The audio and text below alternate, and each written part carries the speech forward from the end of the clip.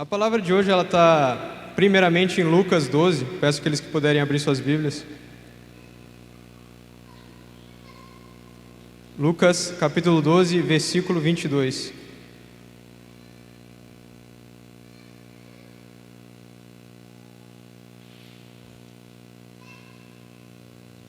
O título da palavra de hoje vai ser Dependência em Deus. Amém? Lucas 12, 22, nós vamos ler até o versículo 34, diz o seguinte: E disse aos seus discípulos: Portanto vos digo, não estejais apreensivos pela vossa vida, sobre o que comereis, nem pelo corpo, sobre o que vestireis. Mas é a vida do que o sustento, mais é a vida do que o sustento, e o corpo é mais do que as vestes. Considerai os corvos, que nem semeiam e nem cegam, nem têm despensa e nem celeiro, e Deus os alimenta. Quanto mais valeis vós do que as aves? E qual de vós, sendo ansioso, pode acrescentar um côvado à sua estatura? Pois se nem ainda podereis as coisas mínimas, por que estáis ansiosos pelas outras? Considerais os lírios, como eles crescem, não trabalham e nem fiam. Contudo, digo-vos que nem Salomão, em toda a sua glória, se vestiu como um deles. E se Deus assim veste a erva que hoje está no campo, e amanhã é lançada no forno, quanto mais a vós, homens de pouca fé. Não pergunteis, pois, que haveis de comer ou que haveis de beber, e não andeis inquietos, porque as gentes do mundo buscam todas essas coisas, mas vosso Pai sabe que precisai delas. Buscai antes o reino de Deus, e todas essas coisas vos serão acrescentadas. Não temais, ó pequeno rebanho, porque a vosso Pai agradou dar-vos o reino. Vendei o que tendes e dai esmolas. Fazei para vós bolsas que não se envelheçam, tesouros nos céus que não se acabem, aonde não chega ladrão e a traça não pode corroer. Porque onde estiver o vosso tesouro, ali também estará o vosso coração. Amém? Essa palavra em Lucas é mais um dos sermões que Jesus teve a oportunidade de pregar em sua vida, em sua caminhada. E nós bem sabemos que ele reunia uma certa quantidade de pessoas, além de seus discípulos, normalmente algumas centenas. E Jesus dava aqueles sermões que muitas vezes as pessoas não gostavam muito, né? Jesus veio trazer o verdadeiro evangelho, ao contrário do que se tinha naquele tempo, ao contrário do evangelho dos fariseus. E ele veio trazer a verdade, ele veio trazer a palavra da justiça e a palavra da verdade mesmo que ela incomodasse. E aqui Jesus diz uma coisa muito especial e uma coisa que todos nós devemos levar em consideração, que nós dependemos de Deus e que nós não podemos contar com independência a respeito de Deus. Hoje a gente está muito nessa de buscar independência de tudo, né? E nos vendem a independência como se ela fosse em si uma coisa boa. É claro que muitas independências são boas, todo mundo quer independência econômica, todo mundo quer independência social, mas quando nós tratamos de Deus, nós temos que saber que nós somos inteiramente dependentes deles. E não podemos em nenhum momento achar ou nos colocar na posição de sermos independentes de Deus, porque isso é impossível. Aqui, ele diz muito bem que não é pelo nosso esforço que nós conquistamos as coisas aqui na terra. Não é pelo nosso próprio empenho, mas é pelo aquilo que Deus nos concede. Em João 3,27, não precisa abrir, o apóstolo fala que o homem não pode receber nada se do céu antes não for lhe dado. Ou seja, tudo que nós temos e tudo que nós conquistamos não é senão concessão de Deus. E mesmo aquelas coisas que partem do nosso esforço, elas só acontecem porque Deus nos permite. O pastor aqui deu exemplo que agora eu comecei a trabalhar. E aí eu posso chegar no final do mês, receber meu salário e falei, esse salário eu recebi por causa do meu esforço. Tá bom, meu filho, se não fosse por Deus, nem trabalhando você estava. Então Deus te dá a condição de você poder empenhar o seu esforço e fazer a sua parte. Mas é importante que nós saibamos disso que ele disse aqui. Considerando aqui, considerai os lírios como eles crescem, não trabalham e nem fiam. Contudo, digo-vos que nem Salomão, em toda a sua glória, se vestiu como cada um deles. E se Deus assim veste a erva que hoje está no campo e amanhã é lançada no forno, quanto mais vós, homens de pouca fé. Aqui ele diz o seguinte: se Deus protege e Deus concede suas glórias e suas bênçãos, até as coisas mais ínfimas dessa terra, se Deus é o Criador de todas as coisas, e a própria natureza a Ele foi criada, e os próprios pássaros é Ele que veste, quanto mais nós, dependentes dEle, o que Ele não fará ao nosso favor? que nós que somos filhos, seus filhos legítimos, que Ele entregou o seu próprio Filho para a nossa salvação, para que nós possamos ser dependentes dEle por toda a eternidade. Uma parte fundamental dessa palavra, desse primeiro tipo de dependência que nós temos de Deus, é aqui o exemplo da dependência física, aqui nessa passagem em que Cristo estava ali admoestando aquele povo.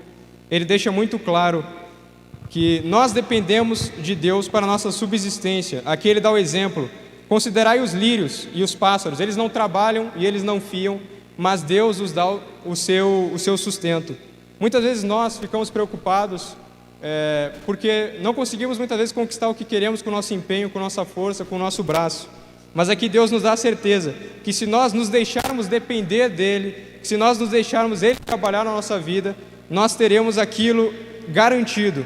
Se Deus alimenta as aves, se Deus não deixa que falte água às plantas, que valor tem as plantas comparado a nós que somos seus filhos, que somos pessoas? Se Deus abençoa, se Deus não deixa nada que falte às suas criações mais inferiores, como a natureza, como os animais, por que Ele nos deixaria de mão? A maior prova do amor de Deus por nós é a figura de Jesus Cristo.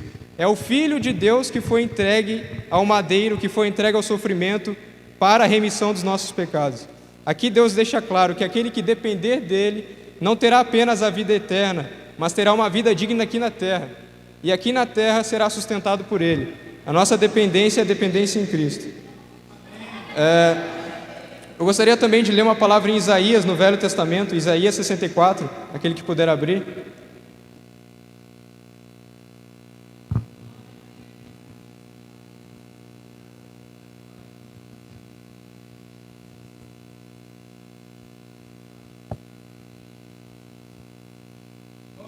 Isaías, versículo 64, capítulo 64, versículo 6.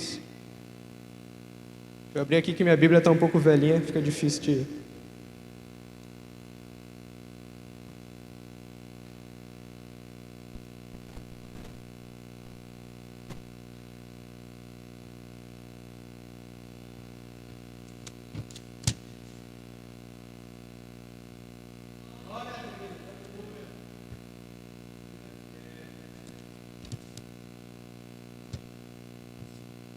Isaías 64, versículo 6, diz o seguinte, nós vamos ler do 6 ao 8. Mas todos nós somos como o imundo, e todas as nossas justiças como o trapo da imundícia, e todos nós murchamos como a folha, e as nossas iniquidades como o vento nos arrebatam. E ninguém há que invoque o teu nome, que se desperte e se detenha.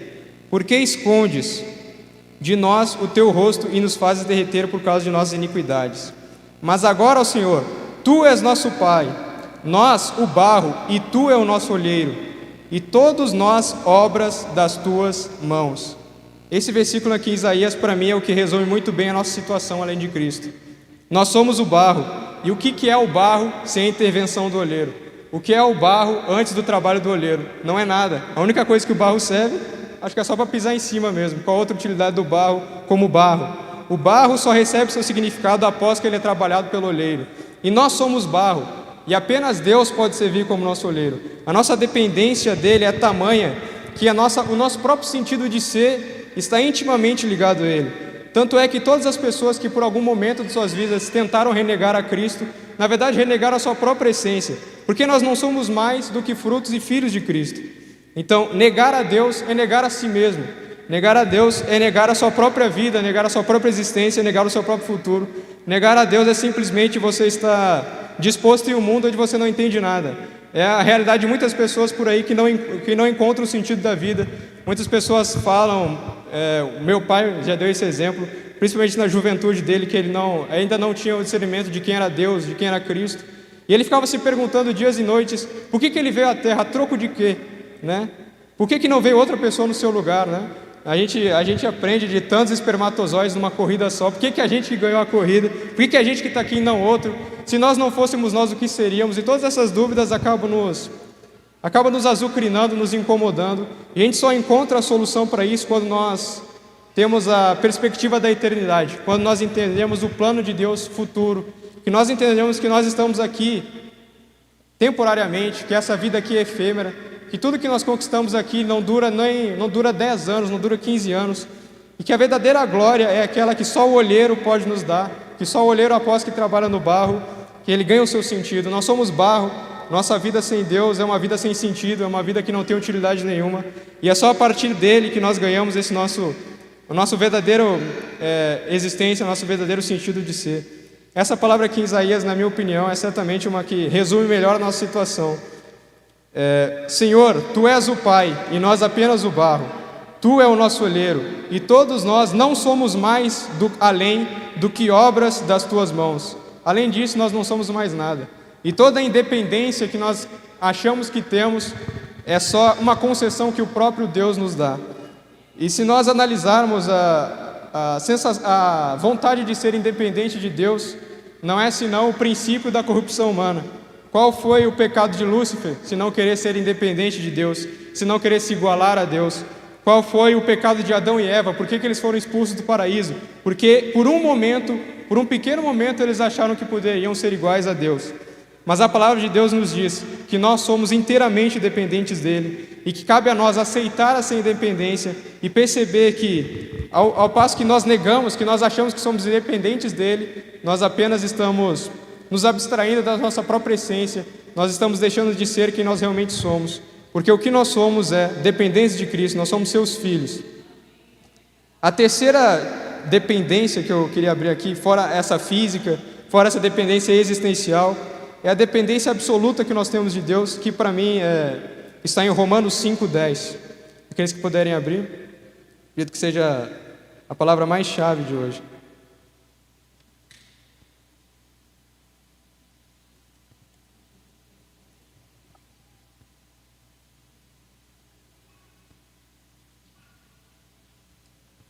Romanos capítulo 5, versículo 10.